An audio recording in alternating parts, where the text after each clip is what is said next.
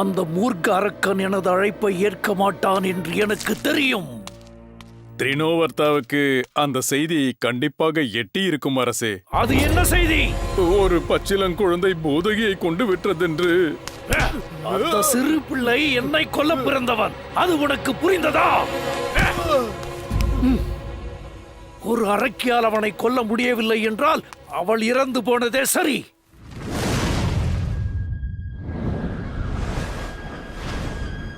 நான் தான் திரினோவர்த்தா. என்னை கொல்ல பிறந்தவனை நீ தாமரை வடிவில் சென்று கொல்லப் போகிறேன் என்று கூறுகிறாயா? உன்னிடம் அந்த மூர்க்கத்தனம் தெரியவில்லையே. என்னை ஒரு தாமரையாக நினைப்பது உங்கள் தவறு அரசே. நான் இதை சுமந்து வருகின்ற காற்று.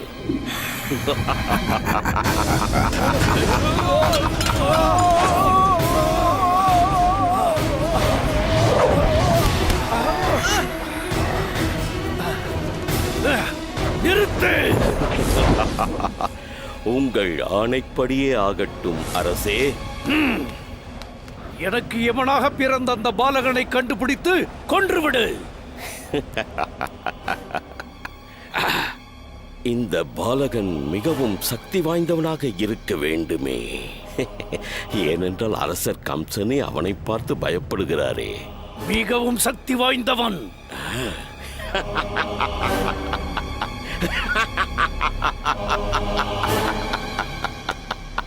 அந்த சக்தி மிகுந்த பாலகனை எனது சுழல் காற்றில் சிக்க வைத்து அவனை 2 துண்டாக உடைத்து விட்டு வருகிறேன். நீயாவது சொன்னதை செய்வாய் என்று நம்புகிறேன். உன் மீது என் முழு நம்பிக்கையை வைக்கிறேன்.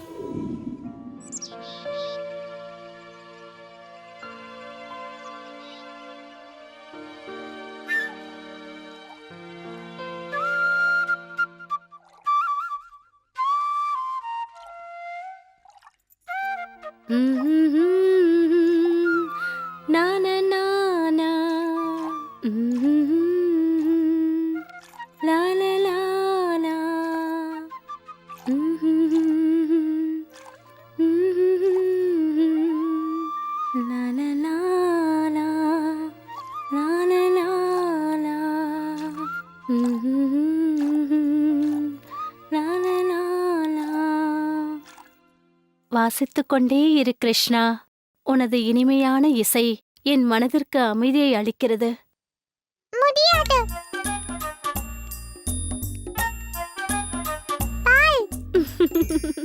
நான் இப்பொழுது பால் கறக்கவில்லை என் செல்லமே.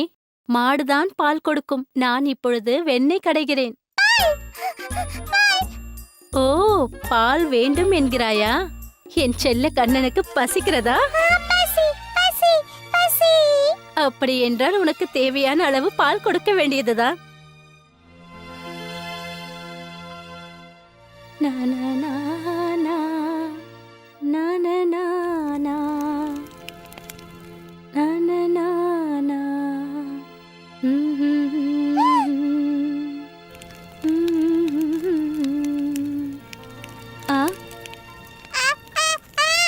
சற்று பொறு என் செல்லமே, இதோ வந்து விடுகிறேன்.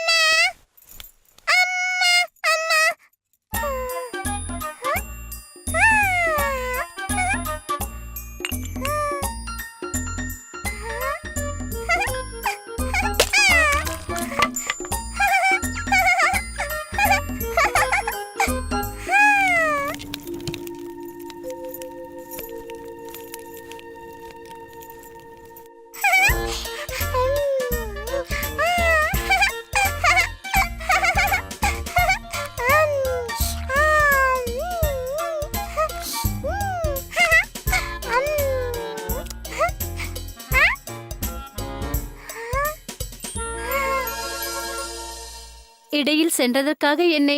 ஓ கிருஷ்ணா,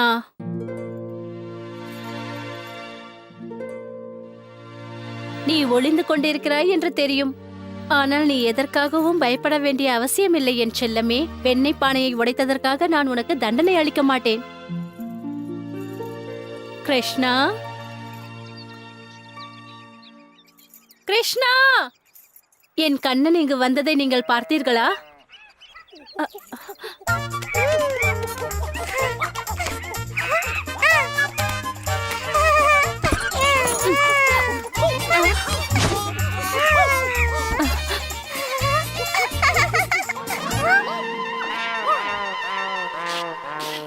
கிருஷ்ணா,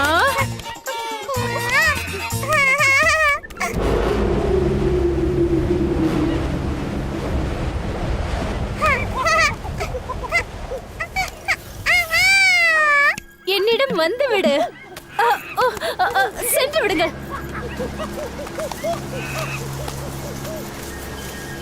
கிருஷ்ணா,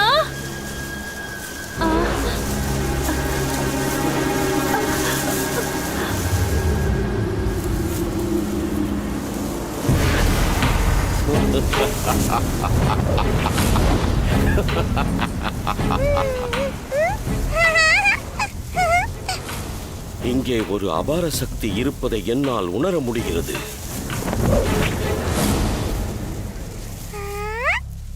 கிருஷ்ணா, கிருஷ்ணா,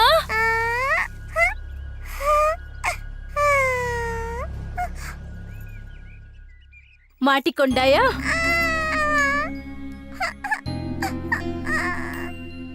என் செல்ல மகனே கிருஷ்ணா, நான் என்ன செய்து விட்டேன்? உன் மீது அளவுக்கு அதிகமாக பாசம் கொண்டு விட்ட உன் தாயை பார்த்தே நீ பயந்து விட்டாய் என்றால் நீ எப்படி தைரியசாலி ஆவாய்?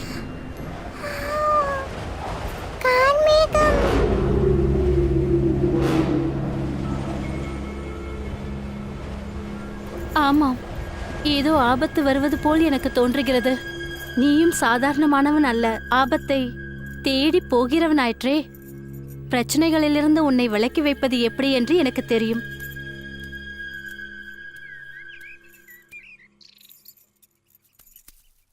இப்பொழுது நான் உன்னை கட்டி போடும் வரை நீ உட்கார்ந்து இருக்க வேண்டும்.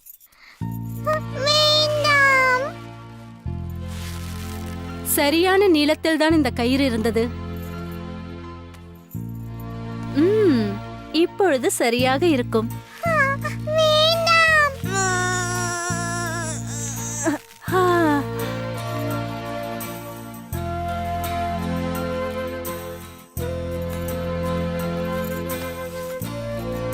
இப்பொழுது போதுமான நீளம் கிடைத்துவிடும்.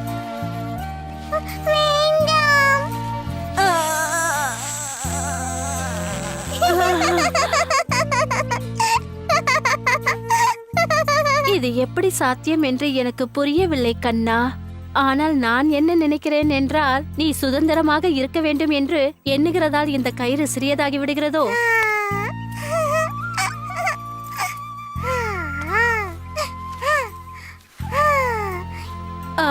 எப்படி உன்னால்? இப்போது கட்டி விடுங்கள். நீ அழாமல் இருக்க வேண்டும், ஒரு நல்ல பிள்ளையை போல். வேலை அனைத்தையும் முடித்துவிட்டு நான் வருகிறேன்.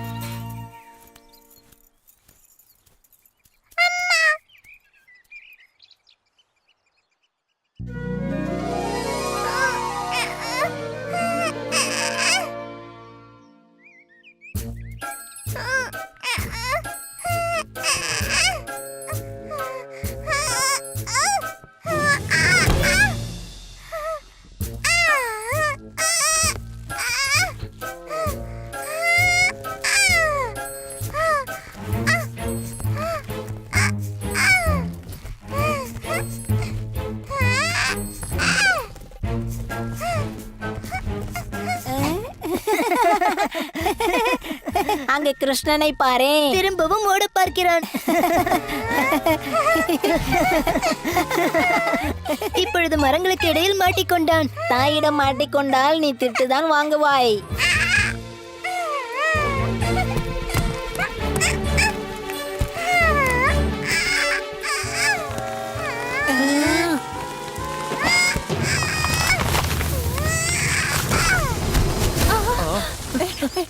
ஏதோ பெரிதாக ஒன்று விழுந்து விட்டது.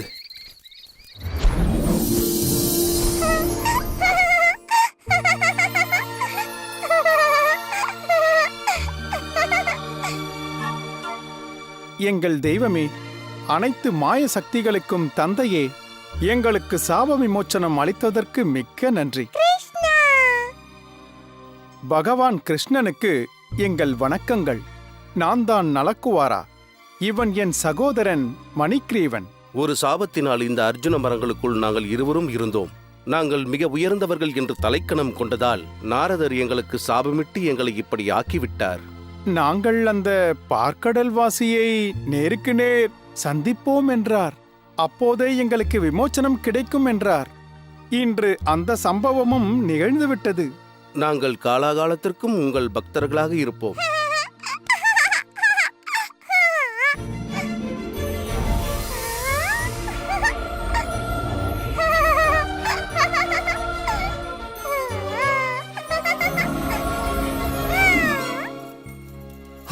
கிருஷ்ணா,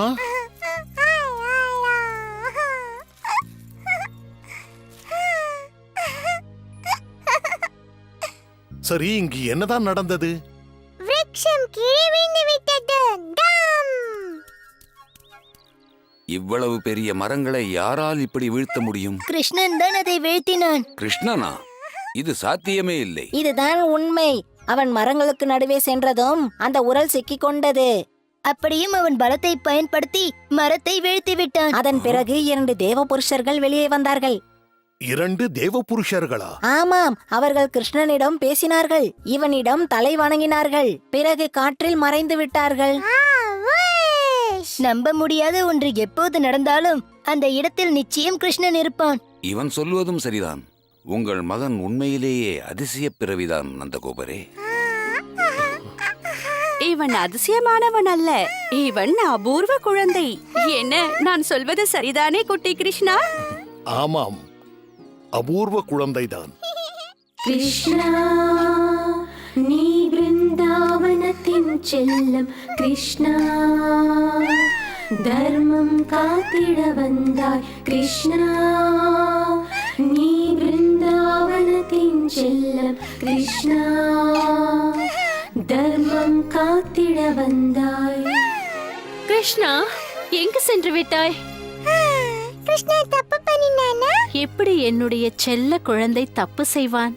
இந்த உலகத்திலேயே உனக்கு நிகராக யாருமே இல்லை.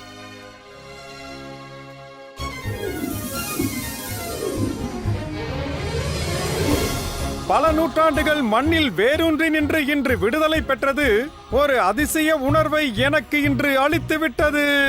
நீ சொல்வது சத்தியம்தான் சகோதரா. நமது எஞ்சிய வாழ்நாட்களில் குழந்தை கிருஷ்ணனை போற்றிக் கொண்டே இருக்க வேண்டும். கிருஷ்ணா!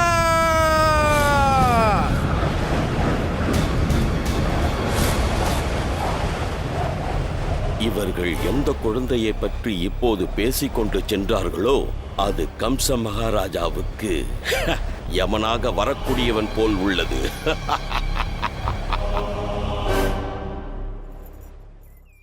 ஹே கிருஷ்ணா, நீ பிருந்தாவனத்தின் செல்லம். கிருஷ்ணா, தர்மம் காத்திட வந்தாய். காற்று, சுழல் காற்று.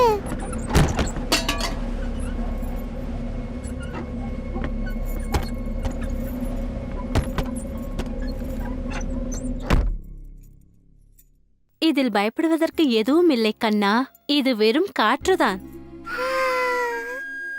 பிருந்தாவனத்தின் செல்லம். கிருஷ்ணா, தர்மம் காத்திட வந்தாய்.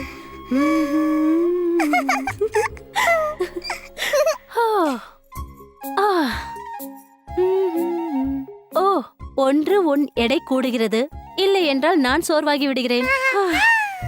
நீ உண்மையிலேயே மிகவும் கனமாக இருக்கிறாய். உன் கனம் தாங்க முடியாமல் உன்னை கீழே போடுவதை விட நான் உன்னை இறக்கி விடுகிறேன். எதுவும் உண்ணாததால் என் உடலில் வலிவே இல்லை. நீ இங்கே இருந்து விளையாடிக் கொண்டிரு, அதற்குள் நான் ஏதாவது உண்டு வருகிறேன்.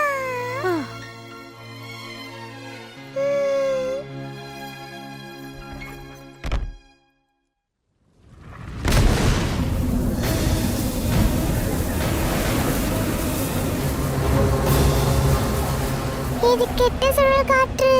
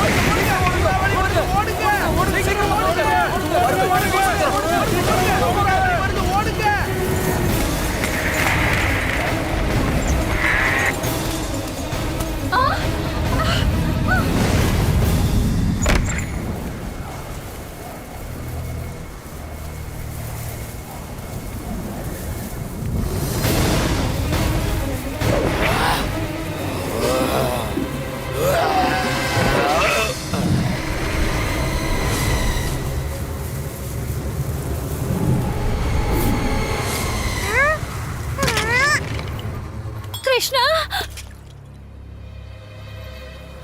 கிருஷ்ணா, கிருஷ்ணா! அதோ இருக்கிறான் நான் தேடி வந்த பாலகன்.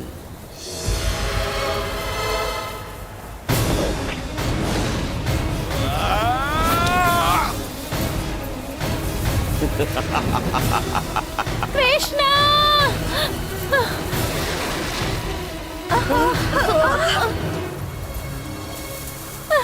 கிருஷ்ணா!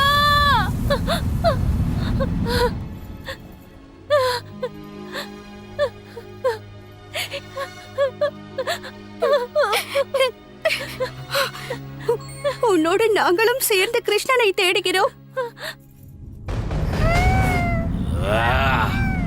போதகியின் விஷம் கலந்த பாலை நீ குடித்தும் அவளை கொன்று விட்டதாக நான் கேள்விப்பட்டேனே.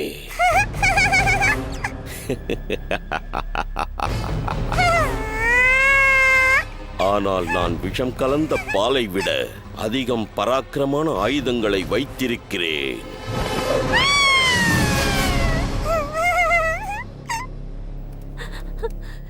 அவன் கிடைத்தானா?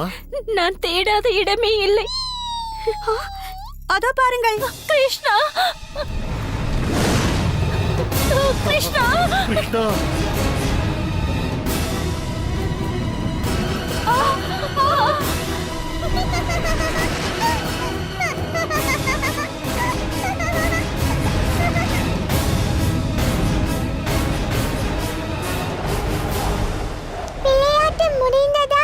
இல்லை, இன்னும் அதை ஆரம்பிக்கவில்லை. ஒரு பறவையின் கூட்டிலிருந்து ஒரு முட்டை கீழே விழுந்து சிதறுவதை நீ பார்த்திருக்கிறாயா? அந்த உணர்வு என்ன என்பதை இப்போது நீ அறியப் போகிறாய்.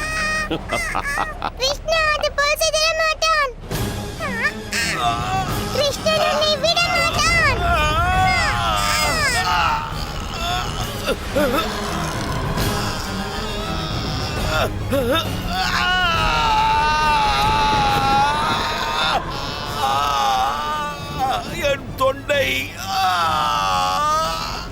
என் தொண்டை எரிகிறதே.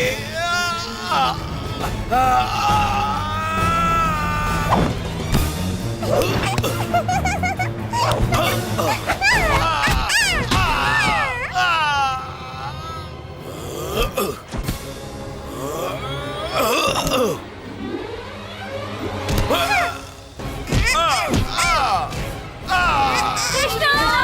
கிருஷ்ணா! கிருஷ்ணா!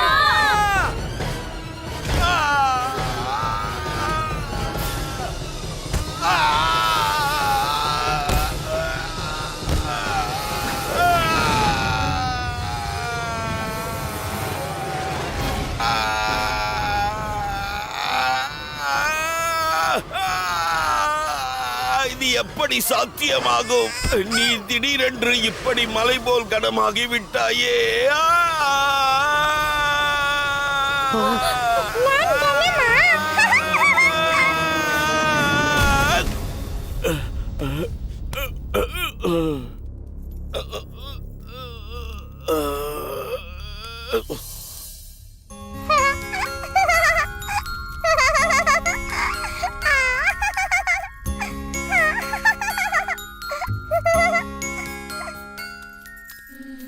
உனக்கு ஒன்றும் ஆகவில்லை. நீ நலமாக இருக்கிறாய்.